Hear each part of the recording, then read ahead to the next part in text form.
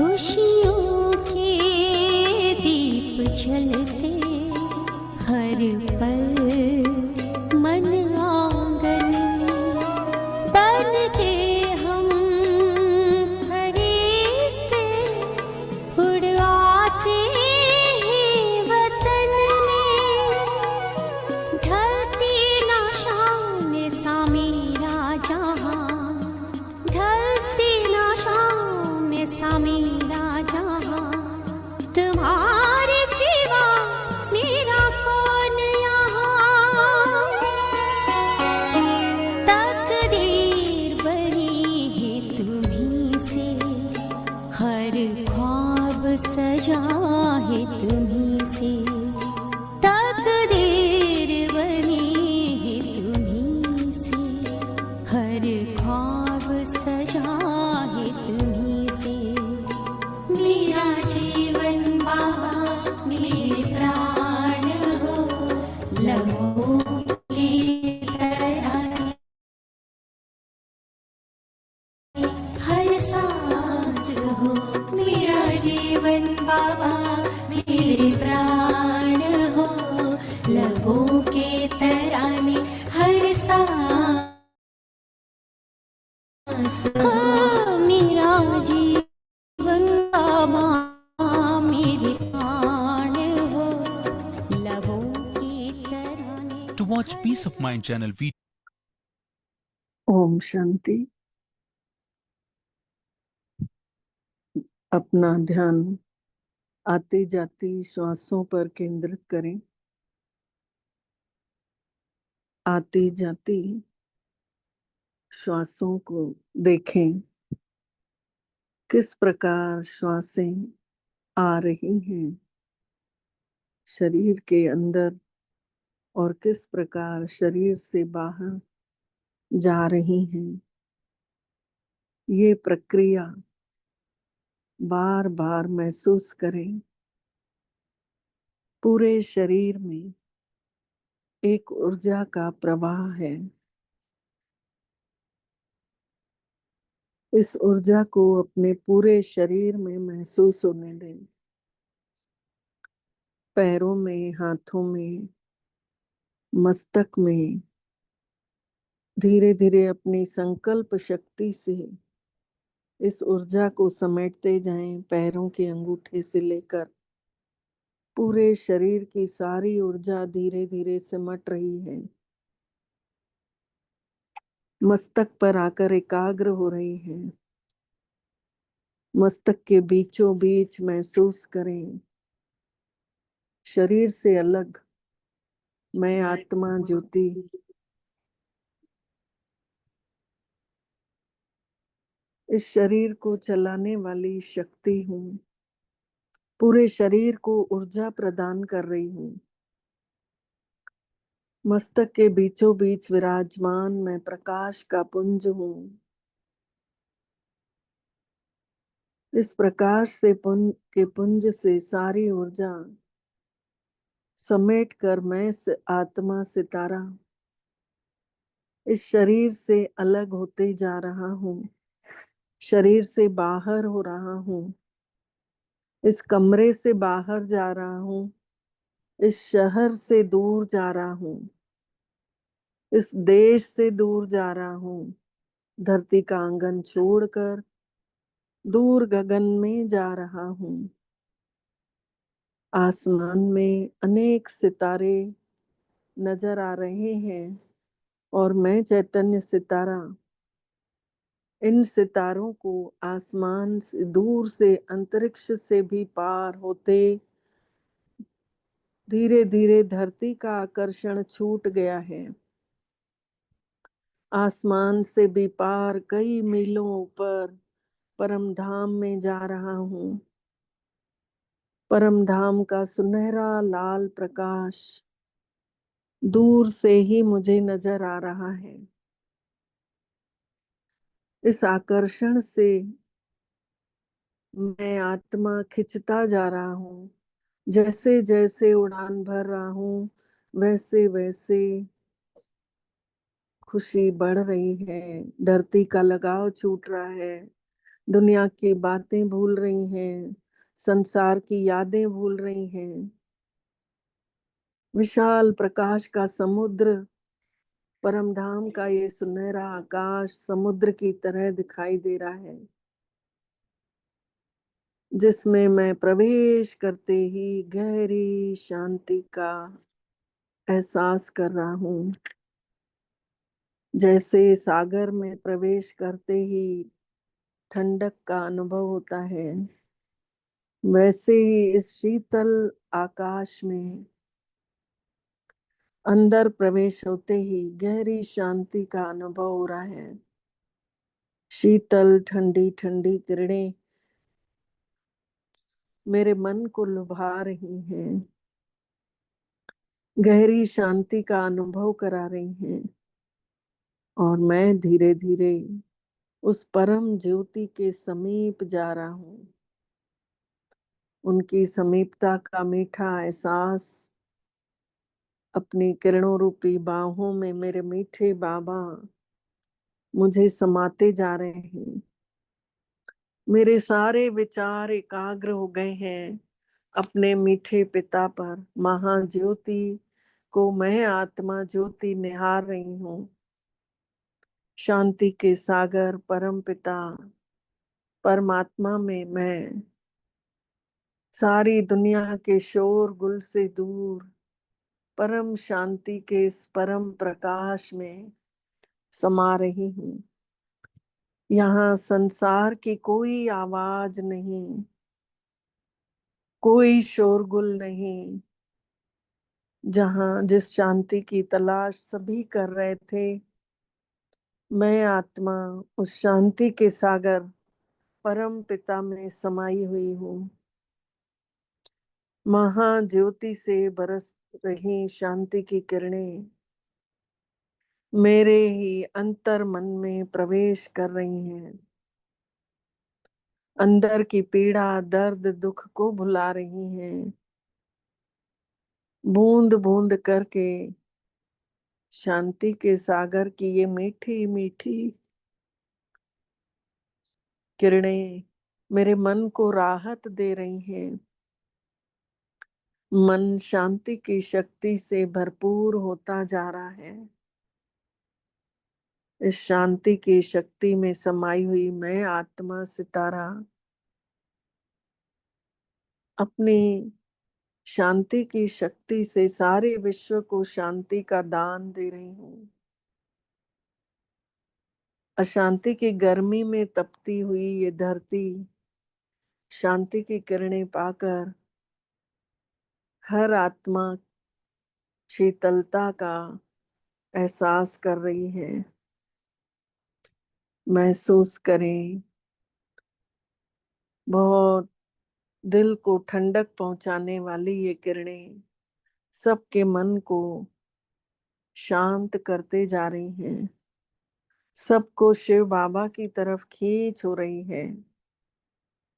अनुभव करें, पूरे विश्व में शांति की लहर दौड़ रही है।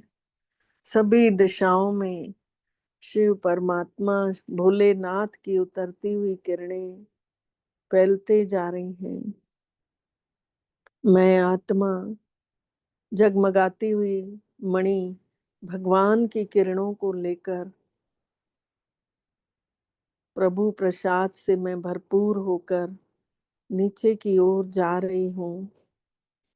धरती पर मिट्टी के पंच तत्वों के पुतले में, उसी कमरे में, उसी जगह पर भ्रुकुटी कर पर आकर मैं बैठ रही हूँ। शांतमय स्थिति का अनुभव करें। मैं अपने मीठे बाबा का प्रभाव लेकर आई हूँ। महसूस करें और इन कानों द्वारा मीठे बाबा के अनमोल महावाक्य सुनेंगे। अॼु जी तारीख़ आहे 12 जून 2026 जी वाणी आहे। अॼु शिव भोलेनाथ भंडारी चयो तंहिं, मुंहिंजा मिठड़ा सम्झू ॿार, हमेशा यादि रखंजो कि असां अविनाशी आत्मा आहियूं। मुंहिंजा मिठड़ा समझू ॿार, हमेशा यादि रखंजो कि असां अविनाशी आत्मा आहियूं। असांखे हाणे बाबा सां गॾु पहिरें फ्लोर में वञिणो आहे, पहिरें तबके में।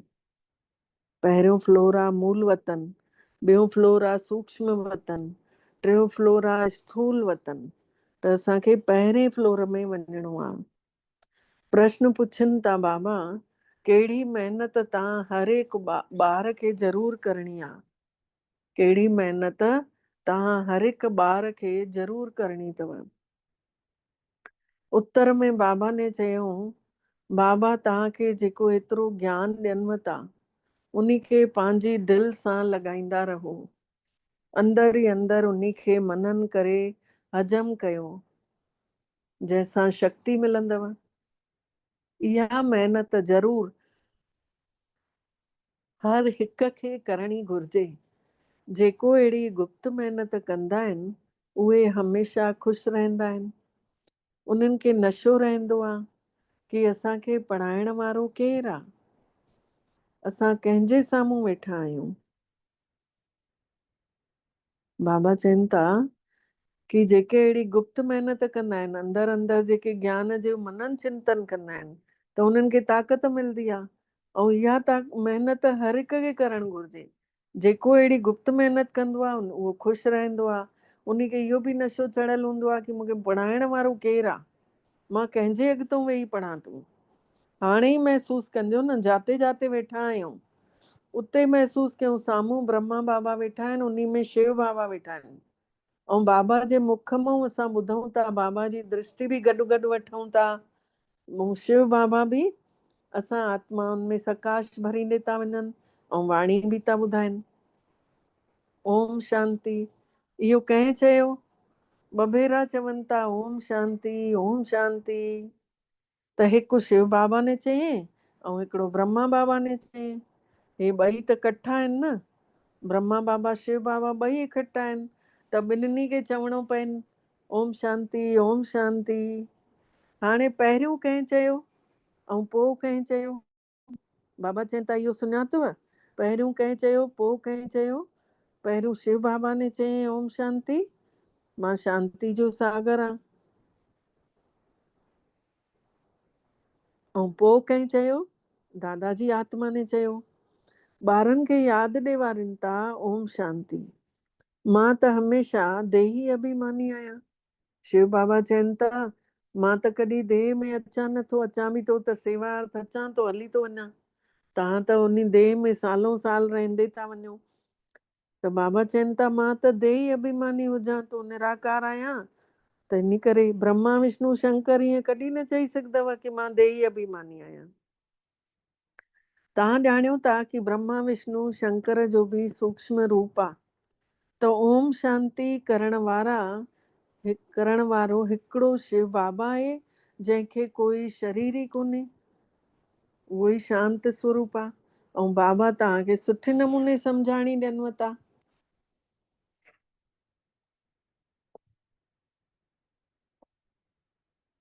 चवनि था कि मां हिकिड़ो ई भेरो अचां थो पियो, मां हमेशा आत्म अभिमानी आहियां। हमेशा आत्म अभिमानी आहियां। बाबा चवनि था मां वरी वरी जनम नथो वठां पियो, इन लाइ मुंहिंजी महिमा ई न्यारी आहे।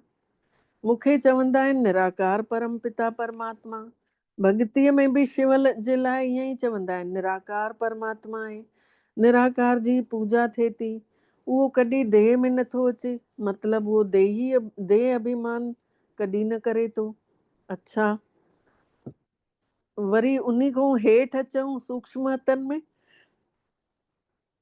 उते वरी आहिनि ब्रह्मा विष्णु शंकर। शिव जो नालो रूप त ॾिसण में नथो अचे, शिव जो न नालो न रूप ॾिसण में नथो अचे। चित्र ठाहिनि था लेकिन उहो आहे निराकार, उहो कॾहिं बि साकार ठहे ई कोन थो। पूजा बि निराकार जी थींदी आहे। ॿारनि जी ॿुद्धीअ में सॼो ज्ञान हुजे थो। आवाज़ अचेव थी न? जी दीदी अचे अचे थी। अचे हा थी। हाँ जी अचे हाँ थी। जी दीदी हा अचे पई। हाँ, बाबा चवनि था ॿारनि जी ॿुद्धीअ में सॼो ज्ञान हुजे थो, भक्ति त कई अथव न, चित्र बि ॿारनि ने ॾिठो अथऊं। ऐं तव्हां ॼाणियो था सतयुग त्रेता में न चित्रनि जी भक्ति थींदी आहे, न ही विचित्र जी। सतयुग ऐं त्रेता में शिव बाबा जी बि भक्ति न थींदी आहे, देवी देवताउनि जी बि भक्ति न थींदी आहे। ॿुद्धीअ में अचेव थो न कि परम पिता परमात्मा त विचित्र आहे, उन्ही जो न सूक्ष्म रूप आहे न स्थूल चित्र अथसि। उन्ही जी महिमा ॻाई वेंदी आहे, दुख हरता सुख करता, दुखनि खे हरण वारो सुख ॾियण वारो, पतित पावन उन्ही खे चइबो आहे। तव्हां ॿियो कंहिंजे बि चित्र खे पतित पावन न चवंदव, कंहिं बि माण्हू, कोई बि माण्हू बि न जंहिंजी ॿुद्धीअ में इहा ॻाल्हि हुजे। ब्रह्मा विष्णु शंकर आहिनि सूक्ष्म वतन में रहण वारा, पहिरियों तबिको वरी ॿियो तबिको, हाणे सेकेंड फ्लोर में ब्रह्मा विष्णु शंकर, ऊंचे खां ऊंचो आहे मूल वतन, उन्ही तबिके में रहण वारो आहे परम पिता परमात्मा। ऐं ॿिए नंबर तबिके में सूक्ष्म शरीर वारा आहिनि, ऐं 3 नंबर तबिके में स्थूल शरीरधारी आहिनि। इन में मुंझणो कोन्हे। हिन महिल हे पाण 3 नंबर तबिके में वेठा आहियूं, साम्हूं ब्रह्मा बाबा वेठा आहिनि, सेकेंड नंबर तबिके खां आया आहिनि, ऐं परमधाम मों शिव बाबा आया आहिनि। त इन में मुंझणो न आहे। इहे ॻाल्हियूं सिवाय परम पिता परमात्मा जे कोई बि सम्झाए न सघंदो आहे। मथे आहे सृष्टि आत्माउनि जी, उन खे चइबो आहे निराकारी दुनिया। असां सभु आत्माउनि जी दुनिया, इनकॉर्पोरियल वर्ल्ड। पोइ वरी असां आत्माऊं कॉर्पोरियल संसार में अचूं था, उते आहिनि आत्माऊं, हिते आहिनि जीव आत्माऊं। इहो ॿुद्धीअ में हुजणु घुरिजे न कि बरोबर असां निराकारी बाबा जा ॿार आहियूं। असां बि पहिरियों निराकार परमात्मा वटि रहंदा हुआसीं। निराकार परमात्मा जा ॿार पहिरियों रहंदा हुआसीं निराकार बाबे वटि। निराकारी दुनिया में ही त आत्माऊं रहनि थियूं न। त जेको हिन महिल ताईं जो पार्ट वॼाइण लाइ ईंदा रहूं था पिया, साकार में हिन महिल ताईं जो पार्ट वॼाइण लाइ ईंदा रहूं था पिया, त बाबा चवनि था उहो थी वियो निराकार बाबे जो वतन। ऐं असां आत्मा आहियूं त इहो नशो बि त हुजणु घुरिजे न, कि अविनाशी शइ जो त नशो रहणु घुरिजे न। अॼु बाबा विनाशी ऐं अविनाशी ॿिन्हिनि ते मुरली हलाई अथऊं। विनाशी शइ जो थोरे ई नशो हुजणु घुरिजे।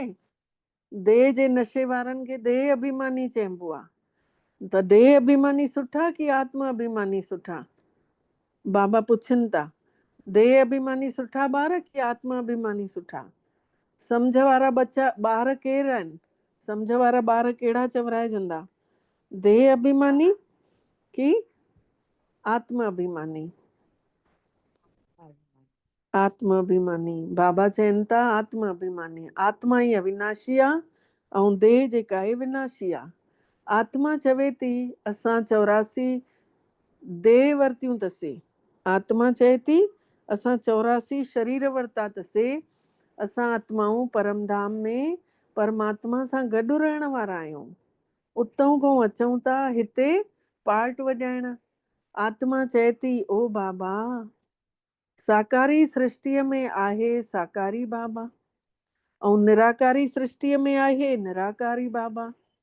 इहो त बिल्कुलु सवली ॻाल्हि अथव न। हाणे ब्रह्मा खे चऊं था प्रजापिता ब्रह्मा, सो त हिते ई हूंदो न प्रजापिता ब्रह्मा। उते त असां आत्माऊं हिक ई पिता जा ॿार पाण में आत्मा आत्मा ॿाहिरि ॿाहिरि आहियूं मूल वतन में। बाबा शिव बाबा सां गॾु पाण ॿार रहूं था उते। परमात्मा जो नालो आहे शिव, आत्मा जो नालो आहे सालिग्राम। त आत्मा खे बि रचण वारो घुरिजे न। दिलि में हमेशह इहे ॻाल्हियूं कंदा रहो कि जेको ज्ञान मिलियो आहे उहो पंहिंजे दिलि सां लॻाइण जे लाइ महिनत करणी आहे। जेको ज्ञान मिलियो आहे असांखे उहो पाण खे हंडाइण लाइ महिनत करणी आहे। आत्मा ई वीचार करे थी, पहिरियों त इहो निश्चय कयो कि असां आत्माऊं परमात्मा सां गॾु रहण वारा आहियूं। असां उन्हनि जा ॿार आहियूं त ज़रूरु वरसो बि मिलणु घुरिजे ॿारनि खे, पंहिंजे पीउ जी प्रॉपर्टी मिलणु घुरिजे। इहो बि तव्हां ॼाणियो था कि इहो जेको आत्माउनि जो वणो आहे उन्ही जे पहिरियों ज़रूर ॿिज त हूंदो न कोई। जीअं सिजरो ठहींदो आहे न वंशावली, जीअं वॾो वॾो पर ॾाॾो हूंदो आहे, उन्ही मूं वरी पोइ ॾाॾो, वरी पोइ उन्ही मूं पीउ, वरी उन्ही जा ॿार, मतिलबु पोटा वरी पर पोटा, हुन फलाणे मूं फलाणा जा ॿार, फलाणे जा ॿारनि मूं हे ॿार, हिननि ॿारनि मूं हे ॿार। त बाबा चवनि था इन खे सिजरो। जीअं वॾो पीउ, पोइ उन्ही मूं ॿ चारि ॿार निकिता, पोइ वरी उन्ही मूं अञा निकिता, टालियुनि में बि टालियूं, त हिक ॿिए खे वधंदे वधंदे वणु ई वॾो थो थी वञे। जीअं बिरादरी जो नक्शो थींदो आहे न, फलाणे मूं फलाणो निकितो। त तव्हां ॿार ॼाणियो था मूल वतन में सभु आत्माऊं रहूं था, उन्ही जो बि चित्र आहे। ऊंचे खां ऊंचो आहे बाबा, ऊंचे खां ऊंचो आहे शिव भोलो नाथ। तव्हां ॿारनि जी ॿुद्धीअ में अथव बाबा हिन शरीर में आयल आहे, रूहानी बाबो हिन में अची करे रूहनि खे पढ़ाए थो पियो। रूहानी शिव बाबा हिन में अची करे असां आत्माउनि खे पढ़ाए थो। सूक्ष्म वतन में त न पढ़ाईंदो न बाबा, पढ़ाईंदो त स्थूल वतन में अची पढ़ाईंदो न। सतयुग में त इहो ज्ञान कंहिंखे हुजे ई कोन थो। बाबा ई हिन संगम युग ते अची करे इहो ज्ञान ॾियनि था। हिन माण्हुनि रूपी सृष्टिअ जे वण जो ज्ञान कंहिंखे बि कोन्हे। पूरे 5000 सालनि जी उमिरि खे केॾी वॾी उमिरि लिखी छॾी अथऊं शास्त्रनि में। हिन महिल ॾिसो बाबा तव्हांखे सम्झाणी ॾियनि था। 5000 साल बाबा छा था सम्झाणी ॾियनि। बाबा चवनि था न हिन महिल ॾिसो केॾी उन में घटि उमिरि छा लिखी छॾी अथऊं शास्त्रनि में। त इन माण्हुनि जी सृष्टिअ जो ज्ञान कंहिंखे आहे ई कान। बाबा तव्हांखे सम्झाणी ॾियनि था ॿार, हिन महिल तव्हांखे वरी घर हलणो अथव। उहो अथव आत्माउनि जो घर, जाते पीउ ऐं पंहिंजा ॿार गॾु रहनि था। सभु पाण आत्माऊं ॿाहिरि ॿाहिरि आहियूं। भाउ भेण तॾहिं चवंदासीं जॾहिं हिते अची शरीर धारण कयूं था, पोइ भाउ भेण था चवरायूं। हूअं त असां आत्माऊं सभु ॿाहिरि ॿाहिरि आहियूं। भाउ जो ज़रूरु पीउ बि हूंदो, उहो आहे परम पिता परमात्मा। सभु आत्माऊं शरीर में रहंदे बि उन्ही खे यादि कनि था। सभु आत्माऊं शरीर में हुजनि थियूं पर उन्ही खे यादि कनि थियूं। सतयुग त्रेता में कोई यादि नथा कनि। पतित संसार में सभु उन्ही खे यादि कनि था, छोकी सभु रावण जी जेल में आहिनि। सीता पुकारे थी हे राम, ऐं बाबा सम्झाणी ॾियनि था कि राम कोई त्रेता वारो त यादि न ईंदो आहे। बाबा सम्झाणी ॾियनि था, पुकारे पई सीता राम हे राम, त 3 राम ॿुधाया अथऊं न। हिकु राम आहे घटि घटि वेठो जेको आत्मा राम चऊं था। हिकु राम आहे जगत खां न्यारो, जेको राम नाम सत्य आहे, आख़िरीअ में अर्थी महिल चवंदा आहिनि। हिकु राम आहे जगत खे प्यारो, जेको चंद्रवंशी राजकुमार त्रेता वारो राम। त बाबा चवनि था सीता पुकारे थी हे राम, बाबा सम्झाणी ॾियनि था राम कोई त्रेता वारो यादि न ईंदो आहे। आत्मा रूपी सीता आहे। राम परम पिता परमात्मा खे सम्झी करे यादि कंदा रहनि था। आत्मा पुकारे थी हाणे तव्हां ॼाणियो था 2500 साल वरी असां कंहिंखे बि न पुकारींदासीं, छोकी सुखधाम में रहंदासीं। हिन महिल शिव भोलो नाथ ई सम्झाणी ॾियनि था, ॿियो त कोई ॼाणे बि कोन थो। उहे त चई छॾनि था कि आत्मा ही परमात्मा आहे। आत्मा परमात्मा में लीन थी वञे। ऐं बाबा सम्झाणी ॾियनि था कि आत्मा त अविनाशी आहे, हिकु बि आत्मा जो विनाश न थी सघंदो आहे। जीअं बाबो अविनाशी आहे तीअं आत्मा बि अविनाशी आहे। हिते आत्मा पतित बि थिए थी त तमो प्रधान बि थी वञे, ऐं बाबा त हमेशह सतो प्रधान पवित्र ठाहे थो पियो। त सॼी दुनिया खे पवित्र तमो प्रधान ठहिणो ई आहे, पोइ वरी सतो प्रधान बि ठहिणो आहे। पतित दुनिया खे पावन ठाहिण परमात्मा खे अचिणो पएसि थो। उन्ही खे ई चवंदा आहिनि गॉड फादर। बाबा अविनाशी आहे, असां आत्माऊं बि अविनाशी आहियूं। मैचिंग कयो, ॿिन्हिनि जी मैचिंग कयो। बाबा बि अविनाशी, मां आत्मा बि अविनाशी। पंहिंजा 84 जॻहियूं ॾिसूं, 84 देशनि में वञी घुमी आया आहियूं। 84 शरीरनि में वञी चोला वरिता अथसि, 84 माउ पीउ ठाहिया अथसि। आहे आत्मा अविनाशी, हिक मुंहुं निकिरी ॿिए में थी वञे, ॿिए मुंहुं निकिरी टे में थी वञे, ईअं त हे ड्रामो बि त अविनाशी आहे न। तव्हां ॿार ॼाणियो था संसार जी हिस्ट्री जोग्राफी कीअं रिपीट थी थिए। हिननि चइनिनि युगनि में असांजो जेको पार्ट हले थो न, असां ई सूर्यवंशी वरी चंद्रवंशी बि ठहूं था। चंद्रवंशी जीअं त सेकेंड ग्रेड में अची वञो था, चंद्रवंशी जेके आहिनि उहे सेकेंड ग्रेड में अची था वञूं। 14 कला वारनि खे सूर्यवंशी न चई सघंदा आहियूं।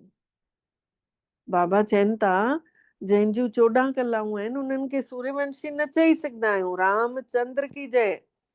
चंद्रवंशी राजकुमारा सच त इहो आहे, देवी देवता बि उन्हनि खे न चई सघंदा आहियूं, छोकी उहे संपूर्ण कोन्हनि। देवियूं देवता संपूर्ण निर्विकारी 16 कलाउनि सां संपूर्ण वारे खे चयो वेंदो आहे। राम खे 14 कला संपन्न चवंदासीं। तव्हां में बि 84 जन्मनि जो हिसाब सम्झायो वञे थो। नई शइ वरी पुराणी थिए थी त उहो मज़ो बि नथो हुजे। जंहिंमहिल नई शइ सेकेंड हैंड वठो त केॾो ओतिरो मज़ो न हूंदो आहे, ऐं फर्स्ट हैंड वठो त केॾो बढ़िया लॻंदो आहे। पहिरियों त पूरा पवित्र रहूं था, पोइ थोरे सालनि खां पोइ पास थींदासीं त थोरा पुराणा चवंदासीं। बाबा चवनि था सतयुग में फर्स्ट जन्म में फर्स्ट प्रिंस पूरा पवित्र, पोइ वरी थोरा साल गुज़रंदा थोरा पुराणा चवराइजंदासीं। जीअं नए मकान में बि महीनो खनि रहो त दाग त लॻंदो काथे न काथे। मकान जो बि मिसाल ॾिबो आहे, ईअं ई हर शइ हूंदी आहे। इहे दुनिया बि वॾो मंडप आहे, हिते आकाश जो तत्व ॾाढो वॾो आहे, इन जो कोई अंत न आहे। इन जी समाप्ति काथे आहे उहो कढी न सघंदा आहियूं। बसि हलंदा वञो एंड त थिए ई नथो पियो। ईअं ई ब्रह्म तत्व जो बि कोई एंड न थी सघंदो आहे। परमधाम जो बि कोई समाप्ति कोन्हे।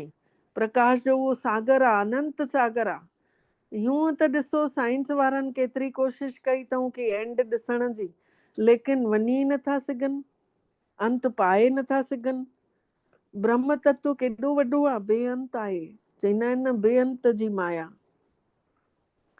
त असां आत्माऊं ॾाढी थोरी जॻह में रहूं था। हिते बिल्डिंग ॾिसो केॾियूं वॾियूं वॾियूं ठाराइनि था।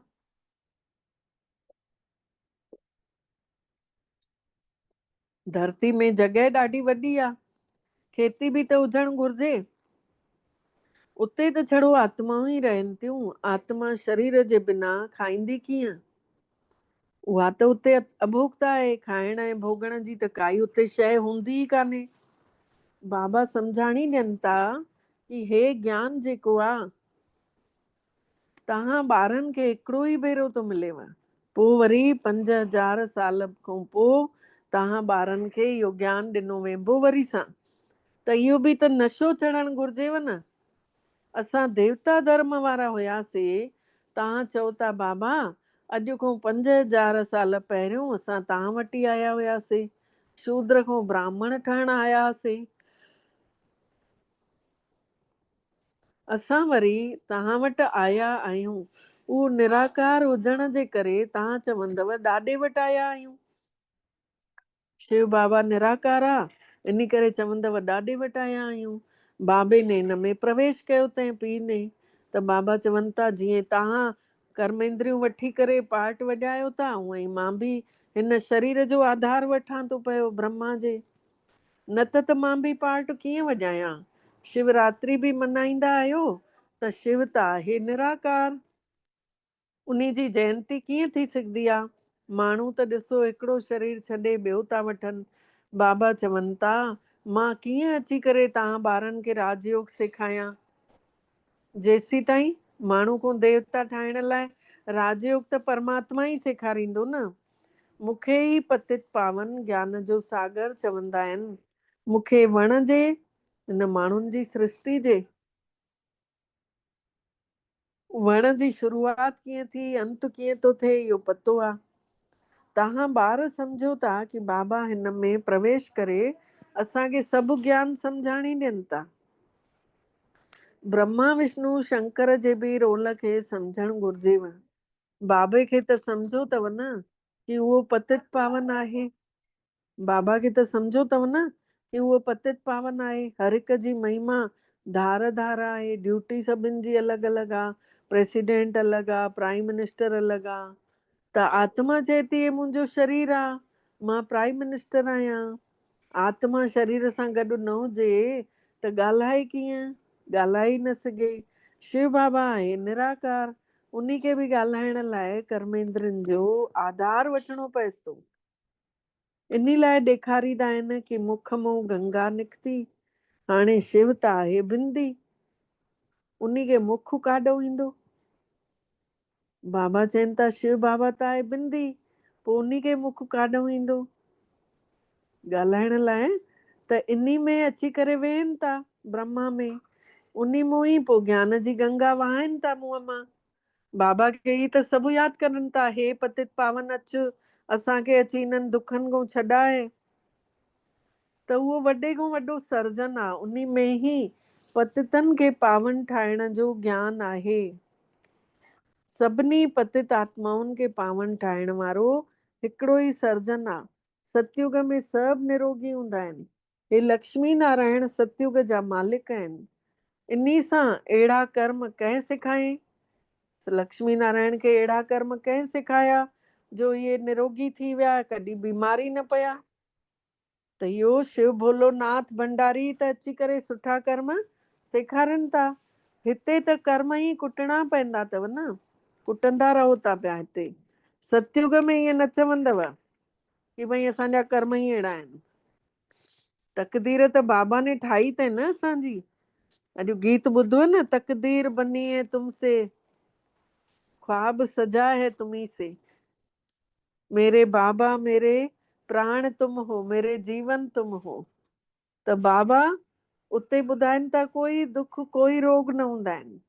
हिते त ॾिसो हिक ॿिए खे ॾिसो, कोई न कोई दुखी लॻो पियो आहे, रोइनि था पिया। सतयुग त्रेता में त दुख जी ॻाल्हि ई कान्हे जो चयो वञे कि हा कर्मनि जी भोगणा आहे। कर्म अकर्म विकर्म जे अर्थ कोई बि सम्झी नथा सघनि पिया कि कर्म छाखे चइबो आहे। ऐं तव्हां ॿार ॼाणियो था कि हर हिकु शइ पहिरियों सतो प्रधान, पोइ वरी रजो, पोइ वरी तमो ठहे थी। सतयुग में 5 तत्व बि सतो प्रधान हुजनि था। असांजो शरीर बि सतो प्रधान प्रकृति जो हुजे थो। पोइ वरी आत्मा जा 2 गुण घटि थियण सां शरीर बि ईअं ई ठहे थो। सृष्टि जूं बि 2 कलाऊं घटि थी थी वञनि। इहो सभु परम पिता शिव भोलोनाथ ही अची करे सम्झाणी ॾियनि था, ॿियो कोई सम्झाए न सघंदो। अच्छा, पोइ वरी यादि प्यार। अच्छा मिठड़े मिठड़े सिकी लधे ॿारनि प्रति माउ पीउ जो यादि प्यार ऐं गुड मॉर्निंग। रूहानी बाबल जी रूहानी ॿारनि खे नमस्ते। ऐं असां रूहानी ॿारनि जी बि रूहानी मिठड़े बाबल खे दिल जो यादि प्यार गुड मॉर्निंग ऐं नमस्ते मिठड़ा बाबा नमस्ते। शुक्राना बाबल, तव्हांजा वारंबार दिल सां शुक्राना जे तव्हां असांखे पंहिंजो कयव ऐं असां सभिनि जो पदमा पदम भाग्य जाॻायव। सार आहे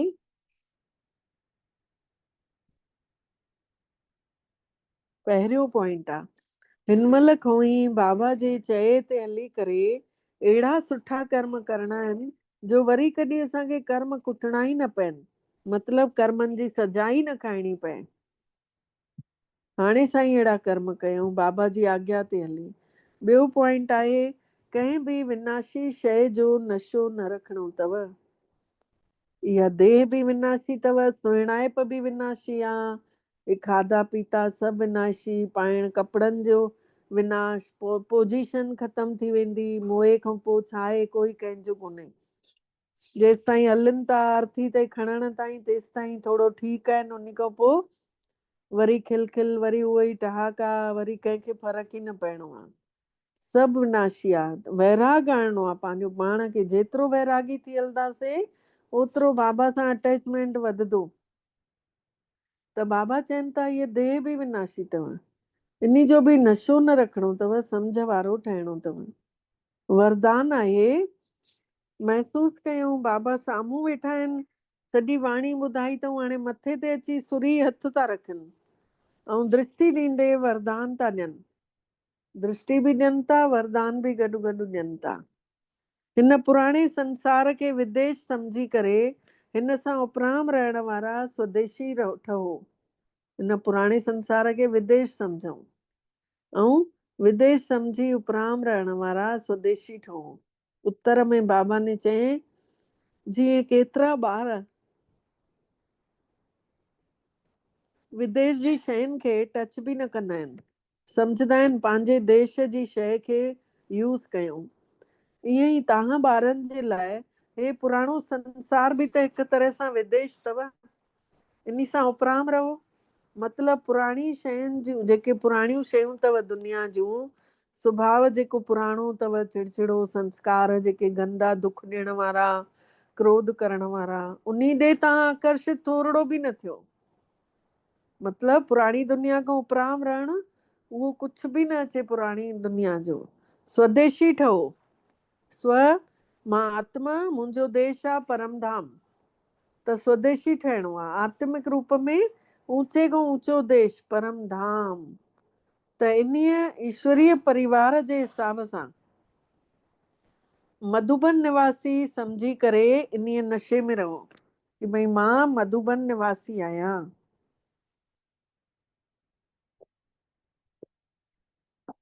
स्लोगन आहे, झमेलन में फासण जे बजाय हमेशा मिलन मेले में रहो। झमेलन में फासण जे बजाय हमेशा मिलन मेले में रहो। अव्यक्त इशारे जो पॉइंट आहे, हमेशा ख़ुशि रहण लाइ पंहिंजे सुभाउ खे सरल ठाहियो, सहनशील ठहो। जेके होली हंस हूंदा आहिनि उन्हनि जी विशेषता हूंदी आहे न, सरल चित सरल वाणी। होली हंसनि जी विशेषता सरल चित, चित बि सरल, सरल वाणी, सरल वृत्ति, आदतां जेके पकियूं थी वियूं आहिनि, सरल वृत्ति, सरल दृष्टि। त बाबा खे सभिनी खां प्यारा उहे ई आहिनि। सभिनी खां साम्हूं जेके आहिनि बाबा जे साम्हूं, उहे आहिनि साफ़ दिलि वारा। सची दिलि ते साहिब राजी चवंदा आहिनि न, त साफ़ दिलि मतिलबु मुराद हासिल। मां कल्ह कंहिंजे लाइ टियों संकल्प कयो, प्रसाद ॾियण महिल अमृत वेले भोग लॻाईंदा आहियूं, त उहो भोग वारो प्रसाद सभिनी खे बाबा खाराईंदो आहे घर में। त उन जे लाइ संकल्प पई कयां कि बाबा हे मटिजी वञे, जेको बि हे चए थो पियो हे पंहिंजे ॻाल्हि खां मटिजी वञे। ऐं ॿिए ॾींहं ते उन्हीअ भाईअ ने पाण ई माफ़ी बि घुरियनि ऐं पाण मटिजी बि वियो। मतिलबु जेका चीज उहो चए पियो उन जे विपरीत ॻाल्हाइण लॻो। त बाबा ने चई न, साफ़ दिलि, समीप दिलि वारा प्यारा लॻंदा आहिनि। त मां मन में सोचां पई कि भई सची दिलि आहे, अहिड़ो संकल्प कयो कि हे बुरो सुठो थी वञे, त ॾिस बाबा ने कीअं तुरंत मुराद हासिल कराए छॾियईं हिकु ॾींहं जे अंदरि। एॾो वॾो कोई हूंदो संसार में जेको हिकु ॾींहं में कमु करे ॾे, बाबा त तुरंत हाज़िर थो थी वञे। त बाबा चवनि था सफ़ा दिलि, साफ़ दिलि वारो हमेशा बाबा जे दिलि ते चढ़ियल हूंदो आहे। ऐं सभिनी खां सुठा संकल्प पूरा थियण जो कारण बि छा आहे?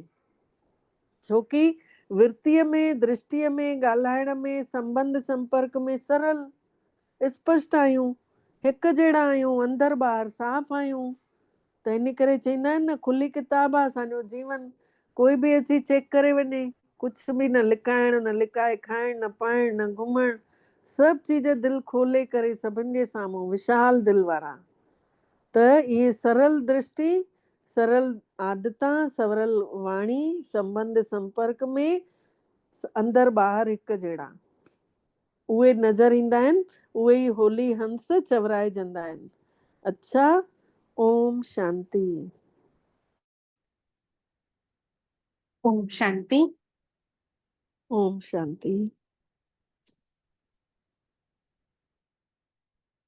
महसूस कयूं मां अविनाशी आत्मा आहियां। ॾिसो, इहो देह हड्डी मांस जो पुतलो नश्वर आहे। इनखे हलाइण वारी मां आत्मा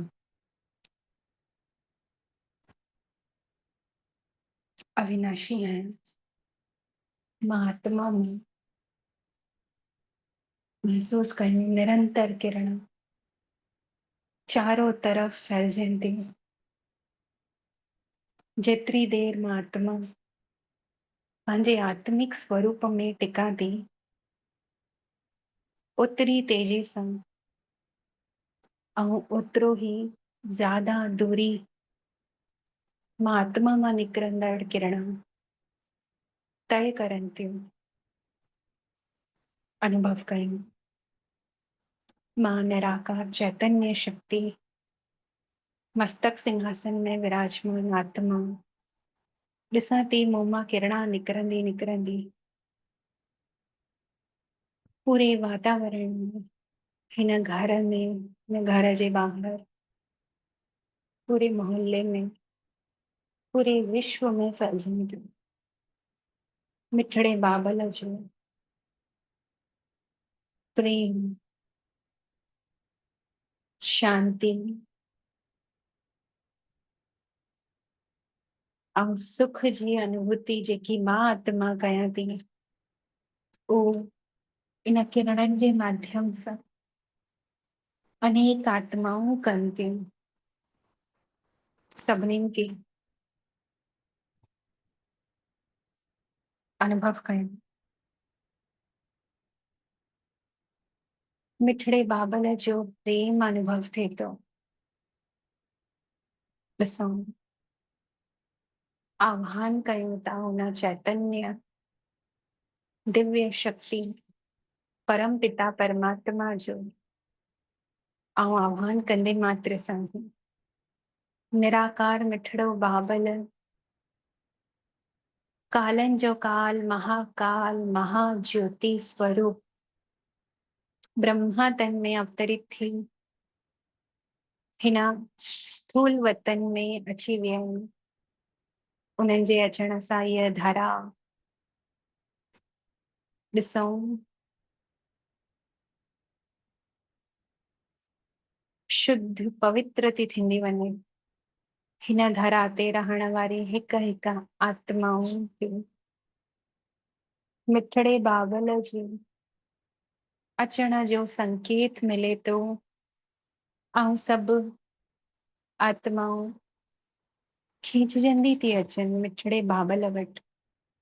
ब्रह्मा बाबा जे तन जे द्वारा पंहिंजो आत्मा जो परमात्मा जो उन्हनि खे भी परिचय मिले थो ऐं उहे भी सुखी थी थींदी वञनि।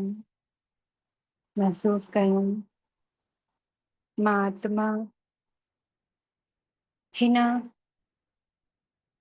स्थूल लोक के पार करे पंहिंजे निराकार स्वरूप सां ॾिसां थी पाण खे उॾंदे उॾंदे देह ऐं देह जी दुनिया जे झमेलनि खां परे उपराम मथों वारे निराकार स्वरूप शिव बाबा वटि वञी सभिनीनि खां ऊंचे ते ऊंची दुनिया में पहुची वई आहियां।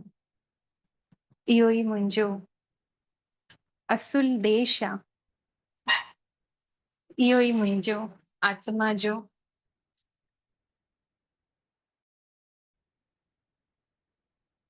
असुल घर आहे।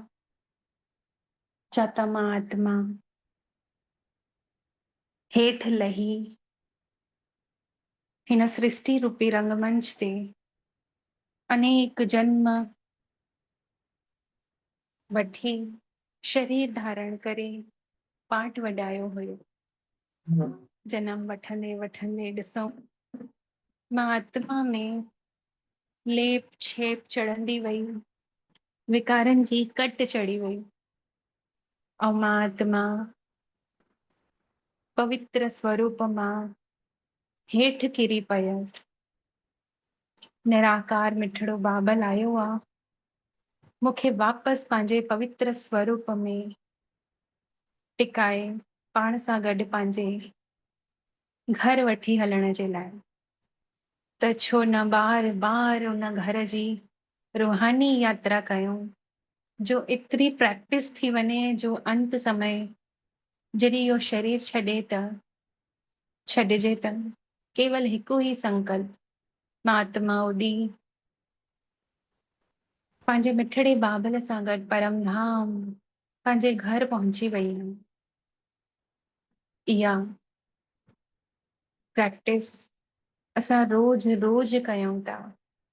महसूस कयूं परमधाम में निराकार स्वरूप में मां आत्मा खे गहरी शांति जी अनुभूति थिए थी। एतिरी शांति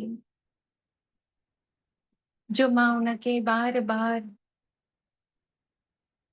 सभिनीनि जॻह ॻोल्हींदी हुयमि, प्रेम खे सभिनीनि खां घुरंदी हुयमि, परंतु पतो ई कोन हुयो कि मां आत्मा आहियां ई शांत स्वरूप, प्रेम स्वरूप, शांति त मुंहिंजो गले जो हार आहे। इहे सतई गुण आत्मा जा पंहिंजे अंदर मर्ज थी आया। ॾिसूं मिठड़ो बाबल अची वापसि इन गुणनि खे उजागर करे मूंखे पंहिंजे सतई गुणनि जे स्वरूप जी अनुभूति कराए ॾाढो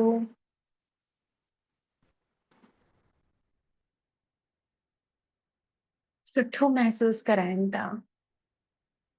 अनुभव कयूं निराकार शिव बाबल खां निरंतर किरणा मां आत्मा में पवंदियूं थी वञनि ऐं मां आत्मा पवित्र स्वरूप ठहंदी थी वञा। उन जी यादि में अहिड़ो नशो आहे जेको नशो ॾींहं राति चढ़ियल हुजे थो ऐं इहो नशो सभिनीनि खे मूंसां गॾु सुख जी अनुभूति कराए थो। नाम कुमारी नानका चढ़ी रहे दिन रात। महसूस कयूं उन मिठड़े शिव बाबा जी प्रीत में मां आत्मा उन जे रंग में रंगजी वई आहियां। सतनि रंगनि जी सतनि गुणनि जी किरणा मां आत्मा खे ईअं रंगे रखियो अथऊं जो ॿी कोई भी पुरानी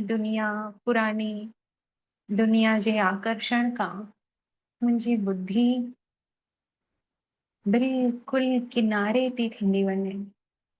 हर ॻाल्हि खां मुक्त थी वई आहियां। मां आत्मा केवल हिकु ई उन मिठड़े बाबल जी यादि में रस तो अनुभव थिए। अहिड़ो मिठड़ो रस मां आत्मा खे मिली रहियो आहे जंहिंखे पाइण जे लाइ मां आत्मा जन्मो जन्म भटकी हुयमि। अॼु अची उहो मूंखे साक्षात मिलियो आहे ऐं हिन अति इंद्रिय सुख जे रस जो अनुभव बारंबार कराए रहिया आहिनि। अहिड़े मिठड़े बाबल खे दिलि सां शुकराना कयूं था जे तव्हां अची असांखे पंहिंजो ठातव बाबल ऐं असांजो जीवन ई मटे रखियव। शुकराना करे पंहिंजे कर्मनि जी गुह्य गति खे समझी हर कर्म योग युक्त अवस्था में करण जे लाइ मिठड़े बाबल खां निरंतर शक्तियूं वठंदा था वञो ऐं जन्म जन्मांतर कयल पाप कर्मनि जो बोझ ॾिसूं निराकार मिठड़े बाबल मां निकिरंदड़ किरणा सां उहो हल्को थो थींदो वञे बोझ। मां आत्मा ॾिसां थी पहिरें खां ज्यादा हल्की थी वई आहियां। कोई भी धरती जो आकर्षण या विकर्मन जो बोझ हाणे मूंखे हेठि नथो किराए। मां आत्मा हल्की थी करे लाइट अवस्था में, लाइट स्वरूप में परम धाम जो चक्कर लॻायां थी। बाबल जे चारों तरफ चक्कर लॻाईंदे लॻाईंदे दिव्य शक्तियुनि खे पंहिंजे अंदरि धारण करे सभिनीनि खे बांटण जे लाइ सेवार्थ हिन यज्ञ जी निमित्त ट्रस्टी भावना सां हेठि लहां थी। पहले पंहिंजे साकारी घर मधुबन में अची पंहिंजे लाइट जे देह जे द्वारा मां आत्मा पांडव भवन जी गेट में प्रवेश कयां थी। उते वञी शांति स्तंभ वटि मिठड़े बाबल जी शक्तिशाली किरणा उन स्तंभ मां ॾिसूं निकिरंदी मां आत्मा में पवनि थियूं। ऐं मां आत्मा खे, मां फरिश्ते खे शक्तिशाली ठाहिनि थियूं। ऐं ये शक्तिशाली किरणा मूं मां निकिरी मधुबन खां ॿाहिरि जेके सेवा अर्थ पंहिंजे पंहिंजे शहर में अची सेवा करेनि था ब्राह्मण, उन्हनि वटि पहुचे थी, उन्हनि खे शक्ति ऐं हिम्मत प्रदान करे थी। हाणे अनुभव कयूं हिस्ट्री हॉल में जेको बि बुद्धि में व्यर्थ हले पियो उहे बाबा खे सौंपे करे मिठड़े महावाक्यनि खे पंहिंजे बुद्धि में धारण करे प्रैक्टिकल स्वरूप में उनखे पंहिंजे जीवन में अप्लाई करण जे लाइ बाबा खां, मम्मा खां, वरिष्ठ दादियुनि खां, एडवांस पार्टी जी सभु आत्माउनि जी तस्वीर चित्रनि मां ॾिसूं निरंतर किरणा निकिरी आशीर्वाद जे स्वरूप में मां फरिश्ते में पवंदियूं थियूं वञनि ऐं मूंखे ज्ञान स्वरूप अवस्था में स्थित थी करे रखेनि। ॾिसूं हाणे मां फरिश्तो बाबा जे कमरे में पंहिंजे जीवन जे लक्ष्य खे स्मृति में आणे अगरि कोई लक्ष्य हूंदो आहे त उन ताईं पहुचण जो रस्तो सवलो थी वेंदो आहे। ऐं जंहिंजो लक्ष्य न हुजे त रास्तो बि भटकी वेंदा आहिनि। त यादि कयूं पंहिंजे लक्ष्य खे कि असां मनुष्य खां देवता ठहण जे लाइ हिन यज्ञ में समर्पित थिया आहियूं। बुद्धि सां, तन मन सां संपूर्ण समर्पण पंहिंजो ॾिसूं बाबल वटि अनुभव कयूं देवताई गुण धारण करे करींदा था वञूं। बाबा जे लाइट जे चित्र मां ॾिसूं दैवी गुण मां फरिश्ते में धारण था थींदा वञनि। ऐं ॾिसूं हिन ब्राह्मण उत्साह भरण जे लाइ बाबा जी कुटिया में वञूं था ऐं हुन कुटिया में मिठड़े बाबल खां निरंतर किरणा वठूं था। उन किरणनि सां उमंग उत्साह जा पंख अची विया आहिनि। असां फरिश्ते जा पंख जेके कटिजी टुटी फुटी विया हुया उहे वापसि सजीव थी विया। असांखे उॾण में मददगार था थियनि। असांजी योग युक्त अवस्था में रहण में असांखे हिम्मत प्रदान करनि था।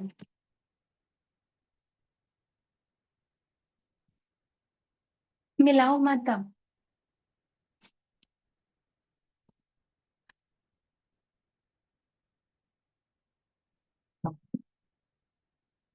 अनुभव कयो। हाणे मां आत्मा हुन स्वदेश मां साकार घर मां मधुबन मां पंहिंजी सेवा अर्थ आयल हिन देह में हिन घर में अची प्रवेश कयो। उन मिठड़े प्यारे अनुभव सां गॾु जेको बाबल ने मां आत्मा खे कराई। ओम शांति, ओम शांति, ओम शांति। शुक्रिया मुंहिंजा मिठड़ा बाबल जे तव्हां अॼु अहिड़ो अनुभव करायो आहे। ऐं शुक्रिया तव्हां सभिनीनि आत्माउनि जो बि। ओम शांति।